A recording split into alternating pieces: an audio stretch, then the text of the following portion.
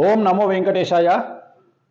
శోభిత ధూళిపాళ మరియు నాగచైతన్య ఇద్దరికి సంబంధించినటువంటి నిశ్చితార్థ మహోత్సవం అంటే ఎంగేజ్మెంట్ అనేటువంటిది నాగార్జున గారు అఫీషియల్గా ఈరోజు 8/8/2024 తేదీ నాడు ఉదయం 9:42 జరిగింది అని ప్రకటన చేసినారు. సో వారిద్దరి వైవాహిక జీవితానికి సంబంధించి ఎలా ఉండబోతా ఉంది అని చెప్పే ముందు ఒక వీడియో ప్లే చేస్తాను. ఆ వీడియో చూడండి. ఓం నమో వెంకటేశాయ. ప్రస్తుతం తెలుగు చిత్ర పరిశ్రమలో హాట్ టాపిక్ అంటే నాగ చైతన్య సమంత వివాహానికి సంబంధించినంతవరకు విపరీతమైనటువంటి ప్రచారాలు ఉన్నాయి.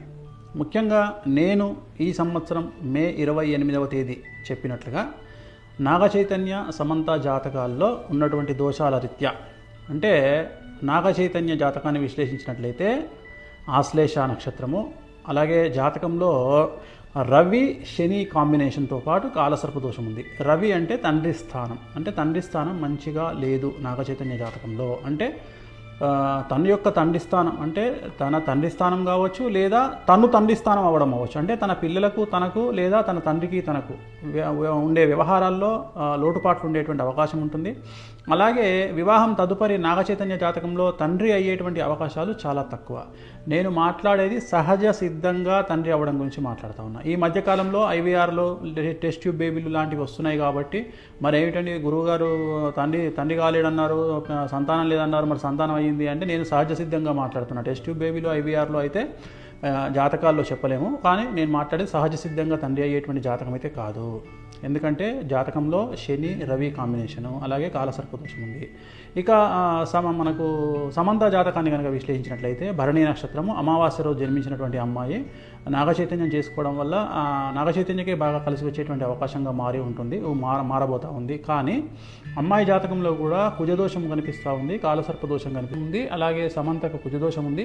ఈ కారణం చేత వీళ్ళిద్దరు వివాహం తదుపరి గొడవలు రావడము, విడిపోవడము, వీళ్ళ మధ్యన గ్యాప్ రావడము, అలాగే కొన్ని సందర్భాల్లో ఇంకా కుటుంబ సమస్యలు తలెత్తేటువంటి అవకాశాలు ఖచ్చితంగా 100% కనిపిస్తూ ఉన్నాయి. వీడియో చూసినారు కదా. సో ఇప్పుడు మనము విశ్లేషిద్దాం. ఇవాళ ఫస్ట్ ముహూర్తం తీసుకుందాం, జాతకాలు పక్కన పెడదాం. నాగచైతన్య సమంత శోభితా ధూళిపాళ జాతకాన్ని పక్కన పెట్టి ఇవాళ మాత్రమే జరిగినటువంటి ముహూర్తాన్ని విశ్లేషిద్దాం. ఇది బేసిక్ గల్లీలో ఉండే జ్యోతిష్యుడైనా చెప్పగలుగుతాడు. సో దీనికి వేణుస్వామి లాంటి జ్యోతిష్కుడు అవసరం లేదు. ఎవరైనా బేసిక్ హిందూ మతం తెలిసి శాస్త్రం తెలిసిన వాళ్ళు చెప్తారు. ఈ రోజు జరిగినటువంటి ముహూర్తము ఉత్తరా నక్షత్రంలో జరిగినటువంటి ముహూర్తము. ఈ రోజు ఉత్తరా నక్షత్రం ఉంది, ఇవాళ పొద్దున 9:42. సో ఈ రోజు జరిగినటువంటి ముహూర్తం ఉత్తరా నక్షత్రము, అలాగే లగ్నం వచ్చి ఇవాళ కన్యా లగ్నం అయింది. మన ముహూర్తం కనుక తీసుకున్నట్లయితే ఇది ముహూర్తం. సో ఇది కన్యా లగ్నం అయింది. సో మేషం, వృషభం, మిథునం, కర్కాటకం, సింహం, కన్యా లగ్నం అయింది. జనరల్గా వైవాహిక జీవితానికి సంబంధించి ఎంగేజ్మెంట్ అయినా సరే, వివాహమైనా సరే 7th హౌస్ కళత్ర స్థానం అనేటువంటిది ఖాళీగా ఉండవలెను. ఇక్కడ ఎవరున్నారండి?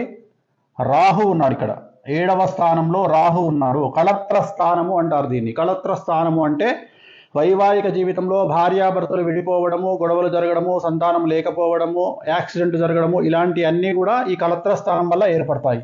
మరి లగ్నంలో చంద్రుడు, కేతువు, అలాగే 12వ స్థానంలో ముహూర్తం పెట్టినటువంటి 12వ స్థానంలో శుక్రుడు మరియు బుధుడు. సో ఒక్కసారి ఆలోచన చేయండి. అన్నిటికంటే ముఖ్యం శని దృష్టి 12వ స్థానమైనటువంటి బుధుడు శుక్రుడి మీద ఉంది ఇవాళ పెట్టినటువంటి ముహూర్తము. అలాగే లగ్నంలో చంద్రుడు, కేతువు, అలాగే 7వ స్థానంలో రాహువు, కళత్ర స్థానంలో రాహువు. ఇది చిన్న పిల్లవాడినైనా శాస్త్రం తెలిసిన వాడిని అడిగితే ఈ ముహూర్తము నిషేధము అని చెప్తారు. మరి ఎందుకండి వీళ్ళు చేసుకున్నారు ముహూర్తము అంటే, ఈరోజు నాగార్జున గారు పెట్టినటువంటి ముహూర్తాన్ని బట్టి 888 అనేటువంటి ముహూర్తాన్ని వాళ్ళు నిర్వహించుకోవడం జరిగింది. 888 అంటే వీళ్ళు చేసింది ఏంటంటే ఇవాళ 8వ తారీఖు 8వ నెల 2024 టోటల్ 8 అంటే మొత్తం 8 వచ్చింది. దీన్ని 888 అంటారు. ఇది సంఖ్యాశాస్త్ర పరంగా వాళ్ళు యాక్సెప్ట్ చేసినారు. సో మనమేం తప్పు పట్టట్లేదు వాళ్ళని, వాళ్ళ ఇష్టం. ఈ ముహూర్తం అయితే నిషేధము. ఈ ముహూర్తము ఇవాళ నిశ్చితార్థానికి పనికిరానటువంటి ముహూర్తంలో వీళ్ళు చేసుకోవడం జరిగింది. నేను గతంలో మరి నాగచైతన్య సమంత జాతకాన్ని ఎందుకు విశ్లేషించి విడిపోతారని చెప్పినప్పుడు చాలామంది నన్ను బండబూతులు తిట్టినారు, విమర్శించినారు. ఇక మీదట ఈ వీడియో విమర్శించే వాళ్ళు కూడా ఒకసారి నేను పెట్టిన వీడియో చెక్ చేసుకోండి, సమంత నాగచైతన్యది. మరి వాళ్ళిద్దరి కాంబినేషన్, సమంతది మేషరాశి, నాగచైతన్య గారిది కర్కాటక రాశి. సమంత గారు అమావాస్య నాడు పుట్టడం జరిగింది. శోభిత ధూళిపాళది ధనుస్సు రాశి, ఆమె కూడా అమావాస్య నాడు పుట్టడం జరిగింది. ఇక శోభితా ధూళిపాళ నాగ చైతన్య ఇద్దరి కాంబినేషన్. సమంత ఆల్రెడీ మనం సమంత నాగ చైతన్య నేను క్లారిటీ ఇవ్వడం జరిగింది, విడిపోతారని చెప్పడం జరిగింది. పెళ్ళి జరిగినప్పుడు కాదండి, ఇలాగే ఎంగేజ్మెంట్ జరిగిన తర్వాతనే నేను చెప్పడం జరిగింది విడిపోతారని. ఎంగేజ్మెంట్ జరిగిన తర్వాత గుర్తుంచుకోండి, నేను పెళ్ళైన తర్వాత చెప్పలేదు, ఎంగేజ్మెంట్ కాగానే చెప్పాను వాళ్ళు విడిపోతారని. అలాగే ఇప్పుడు వీళ్ళ గురించి జాతకాన్ని విశ్లేషిస్తా ఉన్నా. దయచేసి ఎవరు కూడా నెగిటివ్గా అర్థం చేసుకోవద్దు, అందరూ కలిసి ఉండాలనేది నా కోరిక. కానీ కొన్నిసార్లు మనం మంచి కోసం చెప్పడానికి ప్రయత్నం చేస్తాం, ఎందుకు తెలిసి ఒక రాంగ్ స్టెప్ వేస్తారనే ఉద్దేశంతో చెప్పడం జరుగుతుంది. ఇక్కడ గుర్తుంచుకోవాల్సింది, శోభితా ధూళిపాలది ధనుస్సు రాశి, అలాగే నాగ చైతన్యది కర్కాటక రాశి. ఒకసారి కాంబినేషన్ చూడండి, కర్కాటకం, సింహం, కన్యా, తుల, వృశ్చికం, ధనుస్సు 6, ధనుస్సు, మకరం, కుంభం, మీనం, మేషం, వృషభం, మిథునం, కర్కాటకం 8. సో 6:8 అయిపోయింది. షష్టాష్టకాలు, ఇద్దరి జాతకంలో షష్టాష్టకాలు. అలాగే ఇద్దరి జాతకం, సమంత జాతకాన్ని అలాగే శోభితా ధూళిపాల జాతకాన్ని విశ్లేషిస్తే మీరు అబ్జర్వ్ చేశారో లేదో, ఇద్దరి జాతకాల్లో కూడా శని దృష్టి అనేటువంటిది కుజుడి మీద ఉంది. ఇక్కడ కూడా చూడండి, శోభితా జాతకంలో శని దృష్టి అనేటువంటిది కుజుడి మీదనే కాదు, శుక్రుడి మీద, గురువు మీద ఉంది. సో వీరి జాతకంలో 2027 నుండి సమస్యలు ఉండే అవకాశం ఉంది. 2027 వరకు సో బాగానే ఉంటుంది వ్యవహారం. 2027 నుండి వైవాహిక జీవితంలో సమస్యలు అనేటువంటి ఏర్పడతాయి. అలాగే వీరి సమస్యలకు ప్రధానమైనటువంటి కారణం ఒక స్త్రీ మూలకంగా ఉంటుంది. ఒక స్త్రీ మూలకంగా వీళ్ళ భార్యాభర్తల మధ్యన గొడవలు వచ్చేటువంటి అవకాశం ఉంది.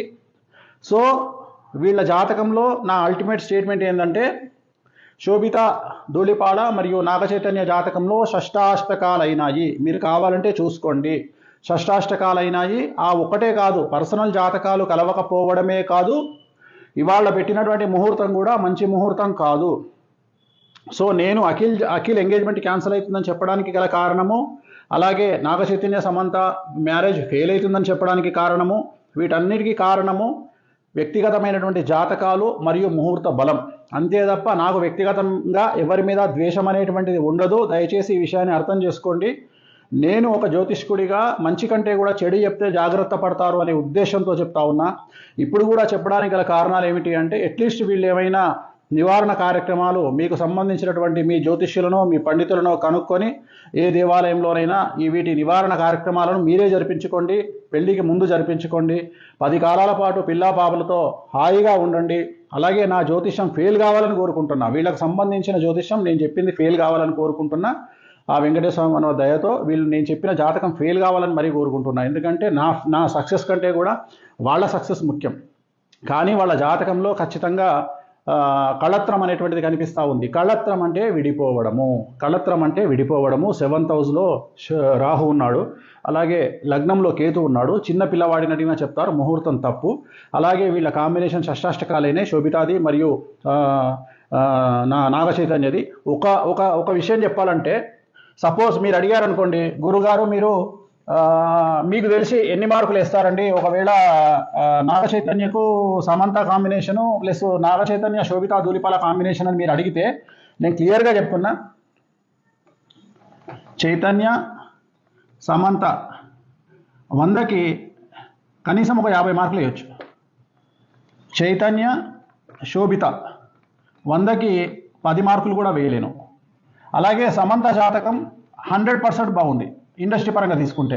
అలాగే శోభిత జాతకం తీసుకుంటే 20% బాగుంది కెరియర్ పరంగా నేను చెప్పేది.